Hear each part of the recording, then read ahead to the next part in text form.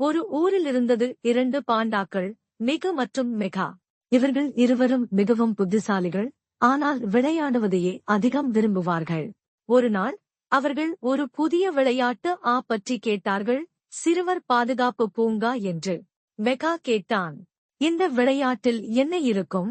மிகு சொன்னான், இது பாதுகாப்பானது. எதிலும் தீங்கு இல்லை.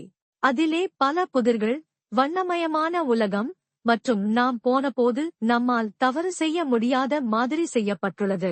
அவர்கள் விளையாட்டை தொடங்கினார்கள். அந்த போதே ஒரு செய்தி தோன்றியது. பெற்றோர் ஒப்புதல் இல்லாமல் எதுவும் சேமிக்கப்படாது. மெகா ஆச்சரியப்பட்டான். அருமை! இது குழந்தைகளுக்கே சேர்த்த மாதிரி. விளையாட்டில் அவர்கள் சாகசங்களும் செய்தார்கள், ஆனால் எல்லாவற்றிலும் பாதுகாப்பும் கற்றலும் மகிழ்ச்சியும் இருந்தது. முடிவில் மிகு சொன்னான், இது ஒரு உண்மையான குழந்தை நட்பு விளையாட்டு.